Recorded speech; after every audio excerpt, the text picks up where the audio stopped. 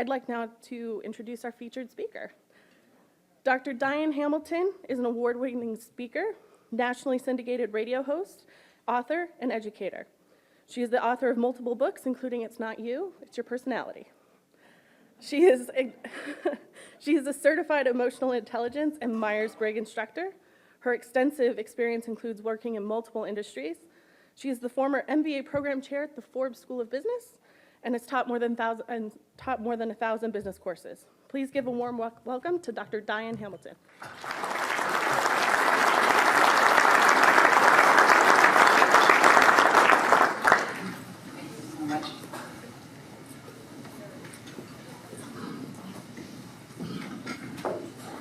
Appreciate that kind introduction, and good morning. Is everybody awake? I know it's early, and I appreciate you coming out for breakfast here, but we're going to have a very interesting conversation, and I want to start by asking you all 3 questions, and you don't have to answer them out loud. Just think of them to yourself. Do you know how many generations are in the modern workplace that are all working together right now? Do you know which generation you belong in? And do you know how to get along well with those from other generations? This is something I deal with all the time. I have so many organizations that hire me to talk about this because everybody has so much going on with the generations right now. There's actually 5 generations, sometimes, I would say mostly 4, working together to answer the first question. Anybody get that right? But what it is there, with each generation, we have different expectations of what we want to see and what we want to experience in life, and based on what we did in our youth. I mean, when I was young, I have to say I'm in the boomer generation. I'm going to say that right off the bat. That's the oldest generation right now, pretty much, of the ones that are mostly in the workplace. And we used to have to prepare in case the Russians were going to attack. They would have us in class get under our desk, this thick of a plastic desk, in case they bombed us, right? But that was something that was formed in my, of how I looked at life, of the things that made me think about how the world was. And what we do and what we experience in life is, it comes with what's happening at the time. And think of just the books that are popular when you're young, or the movies that you see that are out there. These were 2 that were pretty popular when I was younger. Anybody seen these lately? They're doing things again, right? But they have a different twist. They're not exactly the same. And it's a challenge because we all kind of can appreciate the same things, but in different ways. And it's really important for you to think about that you share the things that you have in common, but you have to really appreciate the things that you don't, because if you don't, we won't have progress. And this is where progress begins, is when you open up to understanding the different generations and what the value they can bring. So today we're going to talk about a lot of the challenges. I'm going to talk to you about, let's try to avoid the stereotyping of people and putting them into nice, neat little boxes, because it's kind of hard to do that because everybody's so different, right? And we're going to talk about some of the things we have up here, because beyond the generational issues, there's certain skills that people need to have to get along well with each other in the workplace. Soft skills are critical. Engagement's a topic right now that you're going to hear all over the place. Values, culture, all these things are things that help you get along better with your coworkers. So we're going to talk about that today. So today, as I said, there's 5 generations, but they're really the silent generation is the oldest generation, and that would be my parents. And there's not a whole lot of them out there still working, unless you go to see a Walmart greeter or some people that are like die-hard workers. So in general, there's 4, and I'm just going to show you each one because I want you to kind of get an idea. You can answer that question, which generation you belong in, because sometimes there's confusion. The reason is the dates sometimes change. If you look on the internet, you might see different dates. And the reason they change is because it's not so much with the boomers, the older generations, but the younger generations.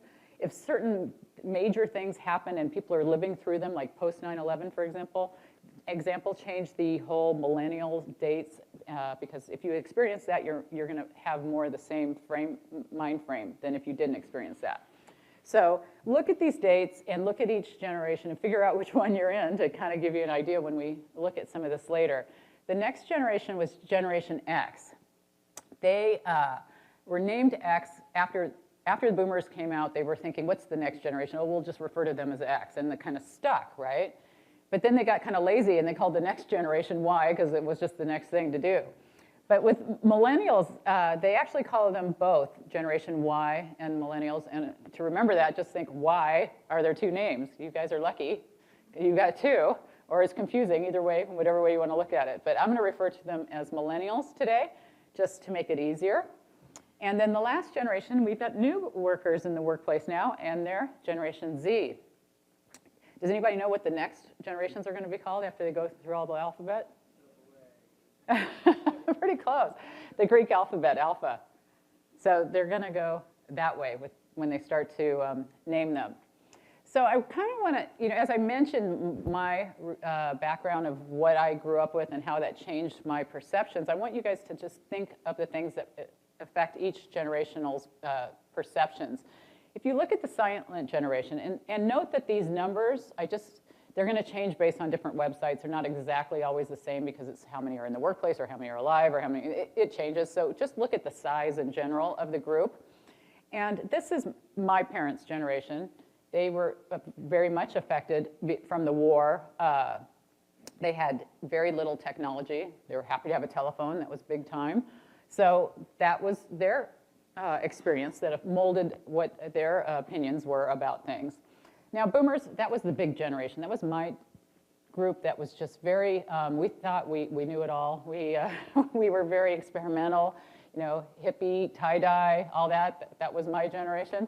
But we started to get more technology. I mean, we didn't have as much just radio. We had great TV, even though there was only 3 channels, and you had rabbit ears to try and get the shows in. But we did get to be a little more into technology. And then Generation X, which is a smaller generation, so they don't have quite the impact that the millennials had. But they had a lot more independent people that were, you saw more latchkey children. Everybody know what a latchkey child is? They give you a key, you go home, you got to take care of yourself because your parents are working, right? So you saw more of that. And their idols were different. Where the boomers were more JFK and that type of thing, we're starting to get more Michael Jackson and younger, different people that have influenced them. And of course, more technology. We have email. That was very exciting, right? Now, millennials, they got to be, actually, they're the biggest group right now, so these numbers aren't completely accurate, but they're the biggest group in the workplace. And they really have had a lot of technology influence them. We have a lot of differences in the family values. We see more single parenting situations, so that's going to impact whether they had dinner together all at night together, or all the different things that maybe change through each generation that influences just our perceptions of how we deal with people. So it's really important to just take a look at each group. Even the youngest generation that's just entering the workplace now, Gen Z, has more technology. They've got, Facebook, FaceTime, and different things to communicate that maybe past generations didn't. And they have a different family situation. You may have same-sex parents and different marriage situations. So keep these in mind as you're thinking about how you interrelate with people.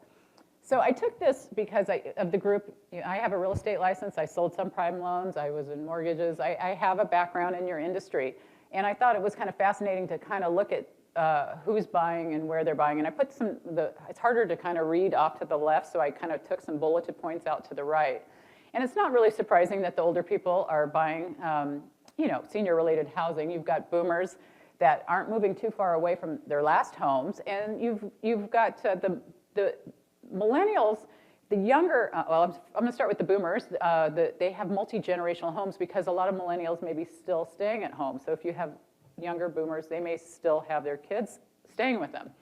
Gen X has got a little bit of issues with still paying off their student loans. They've got different issues, so they may not be able to afford the same kind of home that someone else does. But there's a lot of talk about our millennials buying homes and but they're buying at least a third of the homes out there, and a lot of them are seeing it as a great purchase. So it's a big part of who's buying homes, and it's something to be aware of. Who in here is in sales? Got a lot, okay. Do you know where your customers are? You want to be selling where your customers are, right? And so you want to know the age group of where they hang out. And of course, the Facebook's going to have the most people if you're doing any social media marketing. And I wrote a brand publishing course for the Forbes in the Forbes School of Business, and we looked a lot about how you can reach people with your message at scale and all the things, and it's very challenging. So how many boomers in here can recognize all the icons at the bottom? Does everybody? Okay, okay, the first one, everyone knows Facebook, right? Second one, third, and okay, only boomers, the fourth, okay, and the fifth, right. So you can see where everybody is, and this is the average age. So it's not like if you're 55, you're not allowed to be on any of these, but this is the average age. But if your parents are on there, you probably got off, right?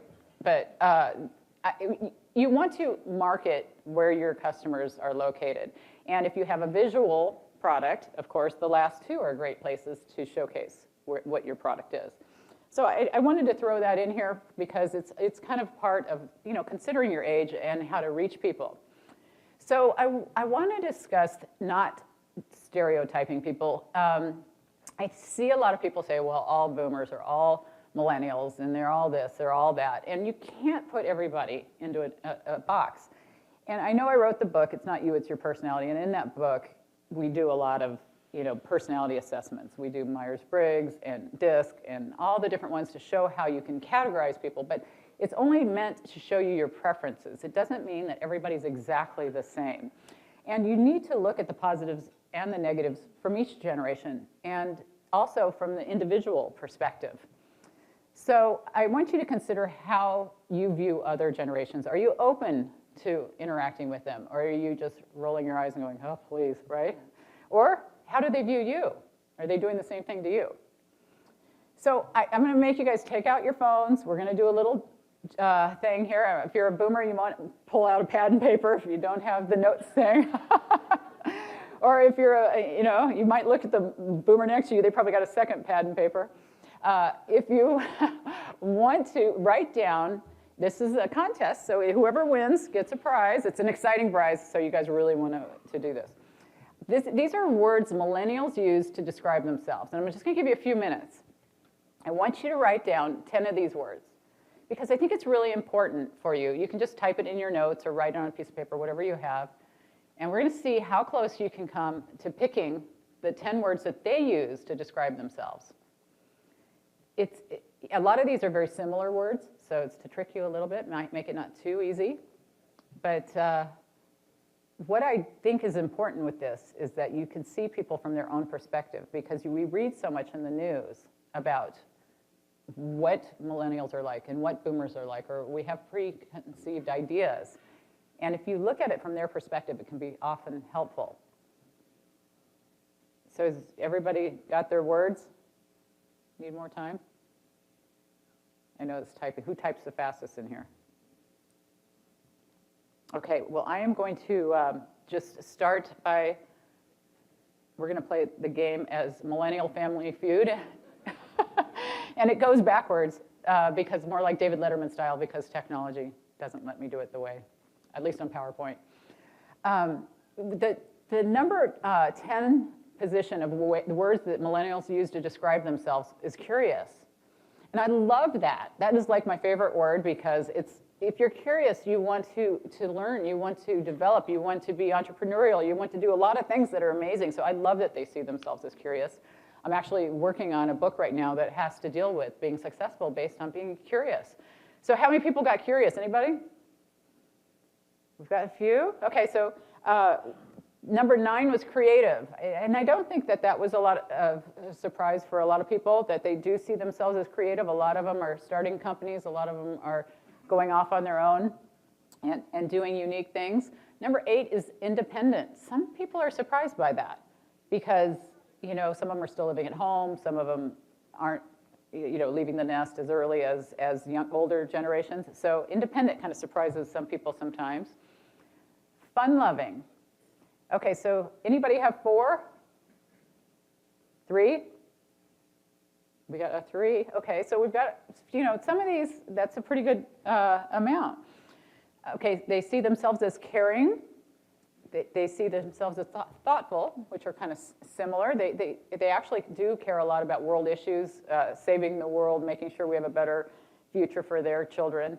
They're responsible. How many are surprised by that? Some people would say, got more hands for that than any of them, right? Well, the news doesn't help. Anybody heard of fake news? Some of the news is fake, and some of it is real. And some of, there are going to be responsible millennials, and there's going to be some who aren't. Some people actually say the millennials are split into two groups in their mind. That there's the really responsible ones that go the track that the past generations went, and then there's the others that don't, who don't. But I think that it's hard to generalize, but I like to see that they think of themselves as responsible. Intelligent didn't surprise me. Open-minded, not too surprising there. Anybody guess what the number one? What was it, a little louder? Tech savvy. That's a good guess, but that wasn't it. It was friendly. A lot of people are really surprised by that. And I have to say I would have guessed tech savvy. But you know what's funny?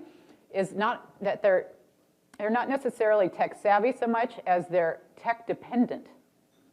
There's a big difference. So who had, look around, stand up if you had 10. 9? Anybody have 8? 7?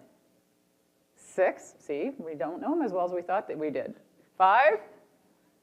5. You have 5? Oh, come on up, you won. That's pretty good. 5. See, we really have difficulty sometimes in seeing people the way they see themselves. What was your name? Gina. Hi, Gina. You get my book, you lucky girl. I'm a millennial, and Do you agree with the list? a few of them are questionable. Which ones? I would say the independent and responsible. I think you're right about splitting. Right. I think that's actually really good. It's interesting because you look at different studies. Thank you, Gina. And this one was a particular study that looked at a certain, group of millennials. You'd have to have replicable results, of course, to know exactly the exact words. But it was kind of fun to see what a large group of thousands of millennials thought. So this is the original list, and the red are the ones, the way they describe themselves. And I'll show them in percentage-wise, because I think it's kind of interesting to see how many of them picked friendly. And we don't see tech on there, do we? So it's kind of a surprise for a lot of people. I just think that it's really important for us to look at our misconceptions. And, if you look at this, I'll have someone from my generation get in touch from someone from your generation. I interviewed Ken Fisher, the billionaire genius behind Fisher Investments, and one of the things I was asking him was about millennials and boomers and what he does with training. And he said that he would put millennials with boomers only rarely. It would be millennials with Gen Xers and Gen Xers with boomers, because he thought you can't really skip a generation when you're teaching how to get along with one another. And it's too bad that we're having so much disconnect between generations, and I think a lot of it is because we don't really understand each other that well. And I think there's a lot to be learned from each generation. I want to play another game to wake everybody up here in the morning. We're going to do a myth or fact. So false or true, we're going to go reverse here. And so I want you, when I ask, to tell me whether you think this is a myth or fact. And these are typical things that you're going to read about in the news, and whether you think it's a myth or a fact. So we're going to start with the youngest generation, Generation Z. They're good at face-to-face interaction. Myth or fact? I'm hearing more myth. Okay. Well, it's actually a fact. The studies have shown that they like face-to-face interaction. Maybe because they're on FaceTime and they're looking at people that, think about this generation. They're never going to know a time when they didn't see people on their phone. Can you relate to that? I mean, the Jetsons were so cool when I was young, You're thinking, yeah, to them that's ancient history, right? So it's a different perspective, but they actually are good at face-to-face interaction. They can't handle feedback, Generation Z. You get more true? That's actually a myth. They prefer feedback. Anybody that's working with millennials or Generation Z, I don't know if you've seen the studies, but they say that about 7 times a day is what they want to hear some kind of feedback. They want smiley faces, or they want a pat on the back, or they want different types of interaction. Now, I know all you guys are thinking, 7 times a day, what am I possibly going to do 7 times? And if you see them for an hour, don't give them 7 times a day, okay? It's just way too much. But you have to give them more feedback in the younger generations. They want to know they're on track, even if it's just a thumbs up or a that looks good, or just a simple thing. And I know that's hard for a lot of boomers. I know, because we didn't do that. But it's something that really you have to look at each individual. Some millennials may not want that much feedback. You've got to kind of talk to people to find out what they need. Would it help you if I told you more often that you're doing well? We'll look at millennials now. Millennials don't respect authority. Myth or fact? Kind of mixed? Okay. That can be a myth. I think that saying don't respect is not the right way to put it. They question authority. They ask why. We were told, because I said so, right? That never worked really well with me. I can relate with millennials on this one, but in the past, you weren't allowed to ask why sometimes. And so older generations, we look at this questioning as a questioning of authority, and it's really just wanting to know why. So we need to be able to answer those questions for them and not look at it as an attack or assuming we're not doing what we should be doing or don't know what we're doing. They're tough to recruit, millennials.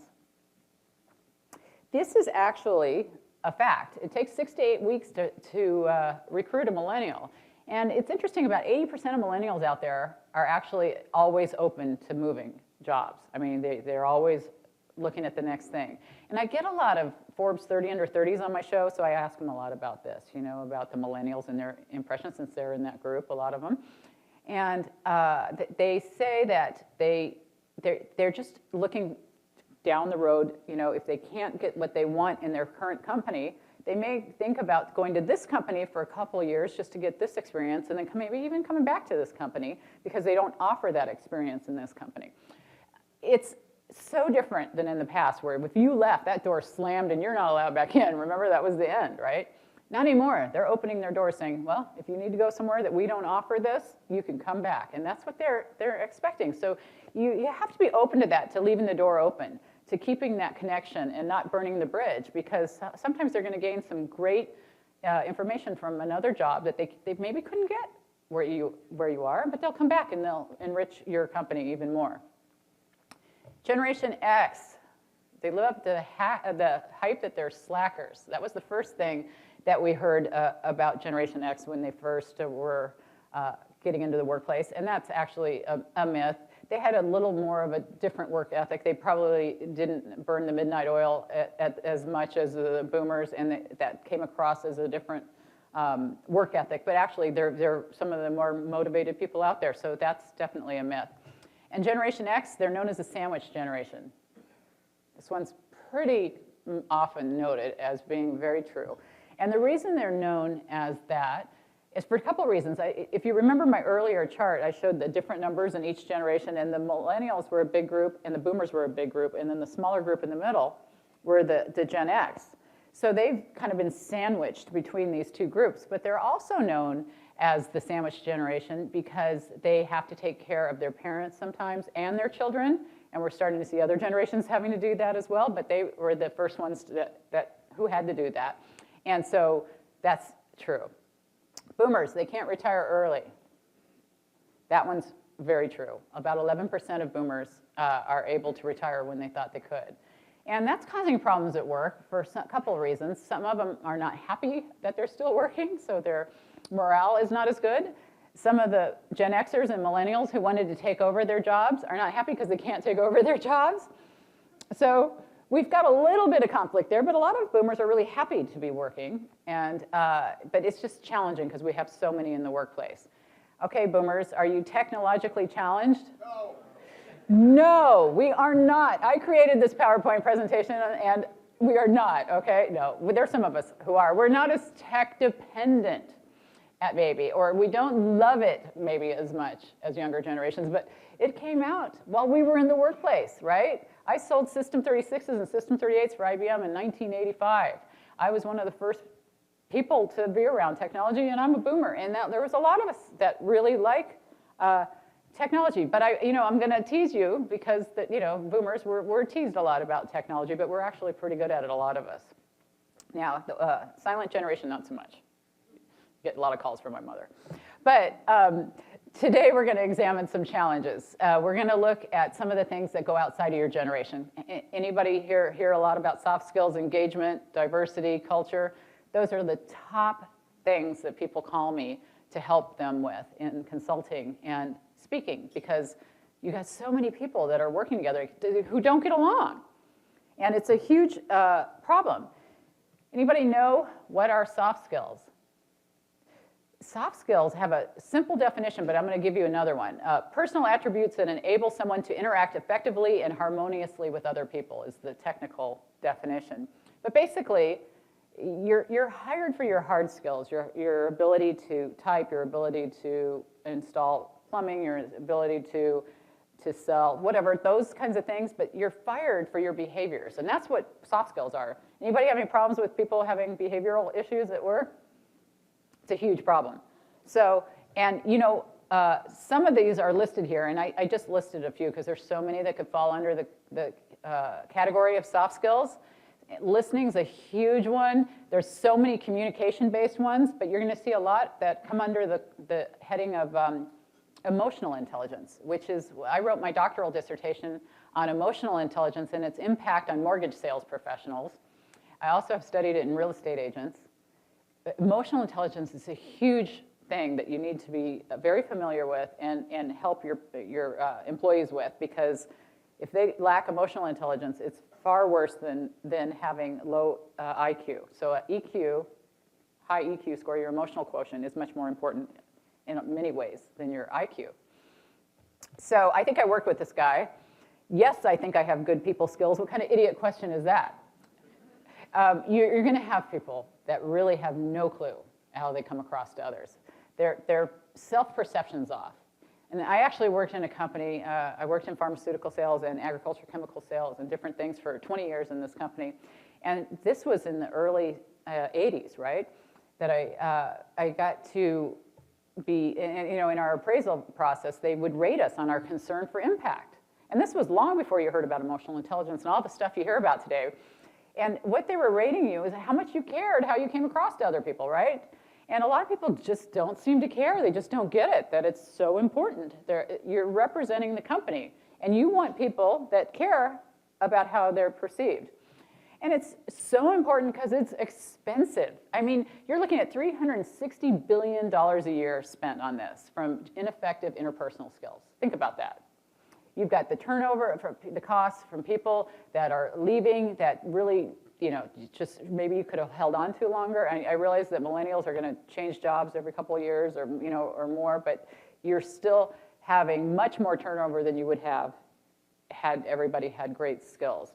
And if you're having conflict issues in your company, think of taking 10% of your day with conflicting issues with somebody else, and then you're wasting your salary, his salary, or her salary, plus your boss's salary has to deal with all this nonsense, and it's just wasting everybody's time and money. So I want to look at a couple very important soft skills. We talked a little about emotional intelligence, and if you look up emotional intelligence online, it's really interesting because there's so many definitions, because there's a lot of authors who all kind of define it differently. So I took different subheadings from a lot of them and put them all here just so you can get the idea of the kinds of things that fall under emotional intelligence. You have to begin by assessing a level of emotional intelligence. I go around to organizations and I give the EQI, which is an emotional quotient indicator, that gives you an idea of your baseline, right? If you know the baseline of your people that you work with, you can improve from there. It gives steps and guidelines and tips from that point. So you really have to know where you are to know where you're going. And I think it's really important to have great listening skills. And listening skills are something that we maybe don't develop as well as we should. I teach a lot of online courses. I teach for up to 7 to 9 universities. It depends on the time. I teach online courses, and so we don't have the eye contact in that situation, but we have different ways to make sure that we're listening through the tone we use. But if you're in person, you have to keep an open mind. Look people in the eye. You would be surprised when you're a pharmaceutical rep how many doctors don't look you in the eye. It's a little freaky. But they just, and you're like, what is this gal thinking, right? When they're not looking you in the eye, you don't know if you're connecting. So make sure you maintain good eye contact. Also, you want to visualize what they're trying to communicate, and with my students, I make them paraphrase their citations. I have a lot of students that love to copy and paste, like they just, oh, look at the work I did, they just copied and pasted it in a document. That didn't tell me anything. I don't know if you've learned it. It's the same thing with communicating in person. If you paraphrase back instead of just say word for word what somebody else has said, it helps you know whether you've understood what they've tried to say to you.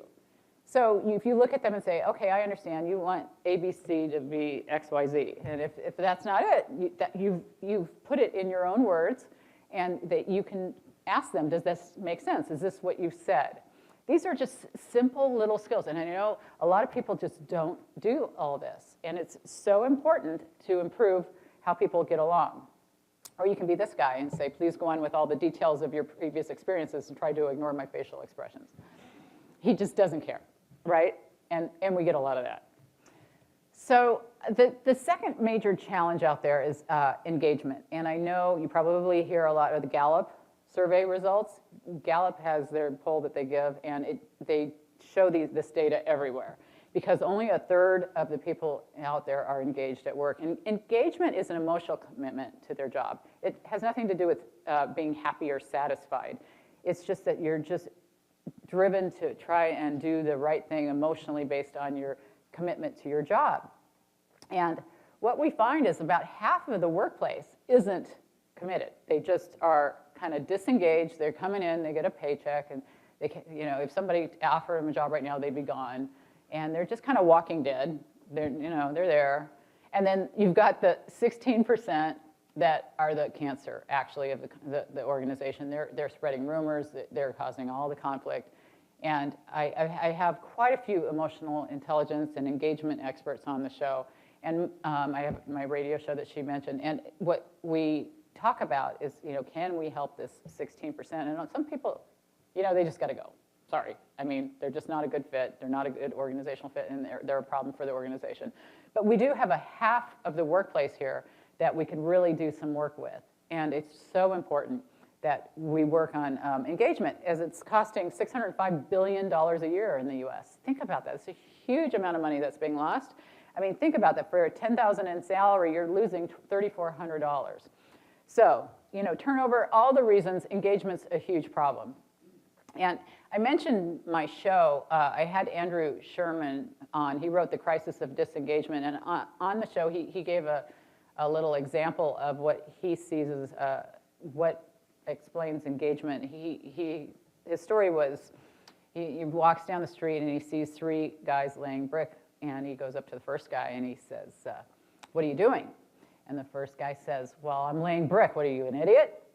And then the second guy goes up to him and he says, what are you doing? He says, well, I'm laying brick so I can make some extra money to put my daughter through nursing school. And the third guy he goes up to and he says, what are you doing? And he says, well, I'm building a school for handicapped kids so they can have a better life. Okay, so the purpose of his story is the first person is not engaged. He just doesn't like his job. He's doing what he has to do. The second person has pretty much, at least a goal and has some commitment and feels good about what he's doing for a certain purpose. But the last guy really sees the overall goal and vision. So of all the leaders in here, how many of you share your overall goal and vision and make sure that people are buying into it? Or do you just assume that this is happening? So some steps to improving engagement is you have to make work meaningful. You have to foster great management.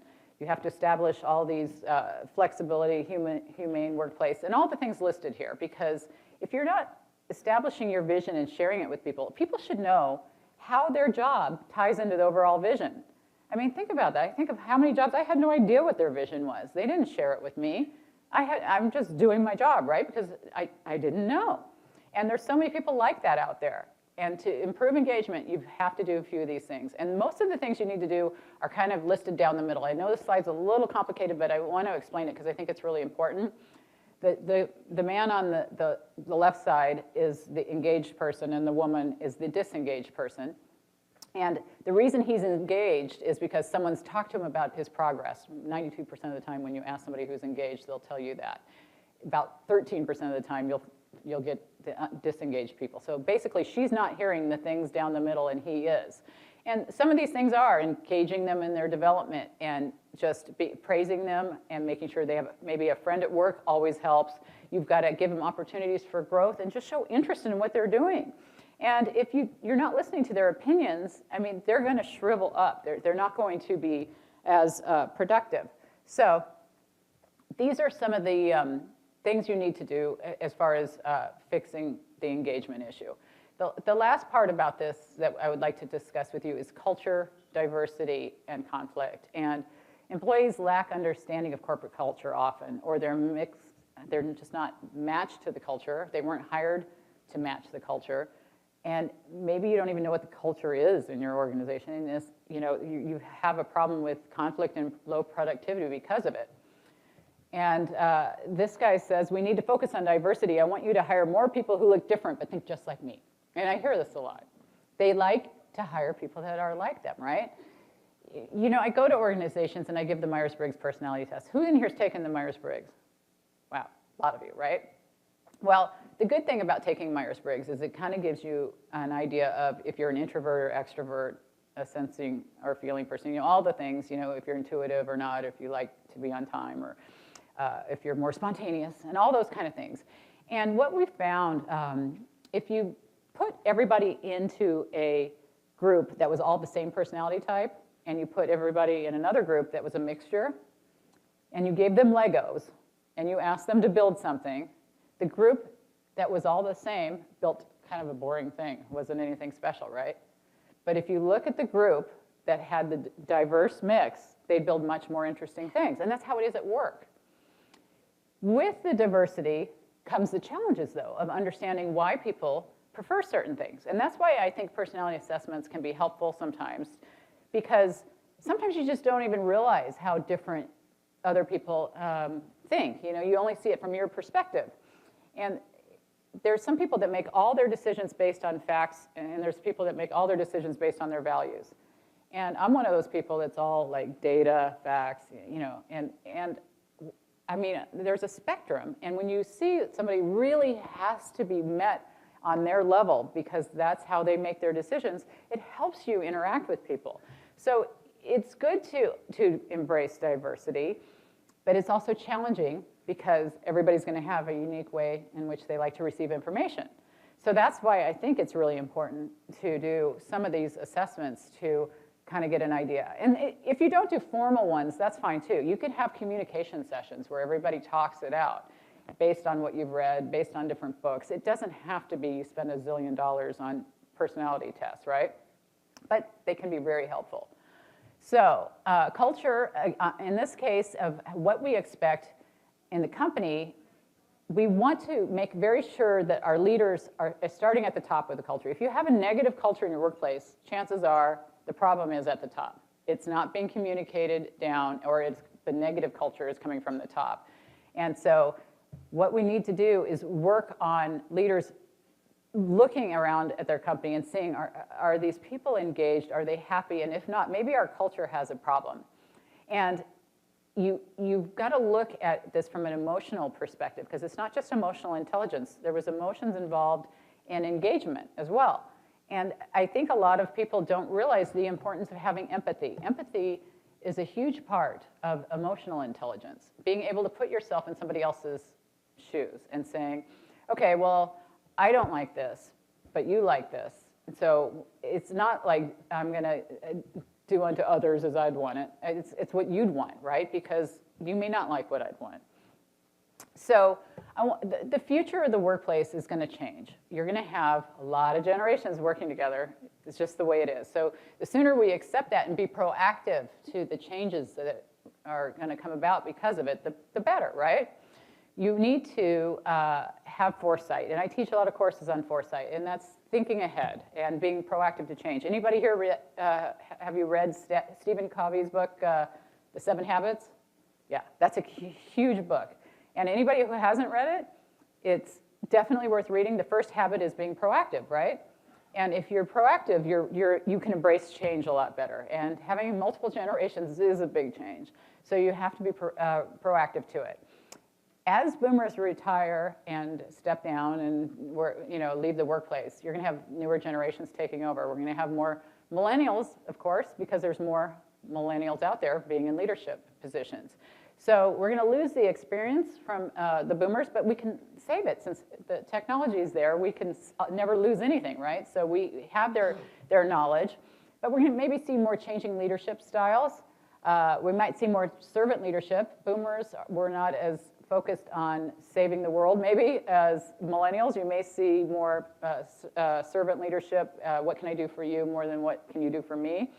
But it's going to change a little bit. We're having a global business is expanding that way. You're having communication changes. Everybody's instant texting and instant messaging, and things are just so different than it was in the past. And as jobs change, you're going to lose some of the jobs that we used to have, and we're going to have jobs that we didn't have. We always were worried about losing our jobs to technology in the past. I mean, but then there's always somebody that has to operate the technology. So jobs are going to change, and we just have to have a clear vision for what's going to happen. So what can you do? Well, I think it's important that you look for something positive in everybody you meet, and even if some days you have to look a little harder than others, because everybody does bring some good things. And the people that are open to looking for those good things are going to be the successful companies, and that's what we want to see. But I really want to share a couple resources with you. First of all, I want you to all know that you can contact me, and we're going to open it up to questions for anybody that has questions. But in the meantime, my website is drdianehamilton.com, and my email is drdianehamilton@gmail, so you can find me there. I really hope that if you haven't read Daniel Goleman's book on why EQ can matter more than IQ, that you get that, because Daniel Goleman wrote this book, I think it was 1995, and it's still is ever popular today, and it's so important. I think it might be important to get an emotional intelligence and EQ measurement, a baseline, so you know where you're going. And maybe Myers-Briggs or DISC, some of that might help. I think anybody having problems with motivating people, you might want to check out, Simon Sinek has some great books. He's got Start With Why and then Find Your Why. In the most recent book, they have just exercises to find out. Once you can get your why, it helps you become motivated and driven. And for those of you who are experiencing problems with people being motivated, I think that's a great resource. Drive by Daniel Pink. I'm very fascinated by anything where we discuss motivation and what drives us. And I think Daniel Pink is one of the top experts in the area. I hope you guys take a look at his book. And Quiet by Susan Cain. Anybody read that? Quiet is one of the best books. You guys need to read that.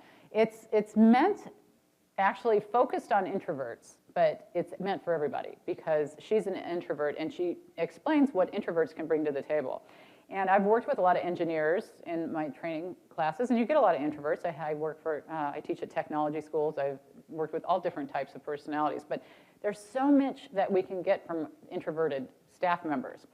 And if you've got people that are extroverts in your workplace, sometimes we talk all over them. They don't get a chance to give any input, right? You have a group meeting, and this is one of the better books. And Susan Cain actually has a great TED Talk. If you haven't seen that, please look up her TED Talk. And then if you're interested in my book, which Gina, was it? It's called It's Not You, It's Your Personality. And I wrote that with Tony Rothblatt's, my daughter. And I have two daughters, Tara and Tony. But Tony helped me write this. When I was writing it, it was about post-boomer generations in the workplace. So it's all about understanding personality assessments, Myers-Briggs, DISC, emotional intelligence, all in one book. RAS, Strengths Finders, your birth order, all that. We put it all together. And it was written at a time for post-boomers, so it's kind of in that irreverent tone that appeals to boomers. So to post-boomers, because it kind of just plays light of the fact that personality tests are important. You just can't say that everybody's a certain way and box people in, and that's what we're not trying to do by doing that. But I really think that if you still have your phones out, or the boomers that still have their pen and paper out, please text yourself to just these words, start today. Because you go to all these conventions, you go to these seminars, you go to these webinars, great conventions, and you learn things, but then you go back to doing what you always did, right? Because oh, I forgot. And it's so important. If you're ever going to improve in these areas, you have to start today. Because as we learn to share the things that we have in common and appreciate the things we don't, that's when we get real progress. And so thank you for having me here today. I really enjoyed it. Thank you.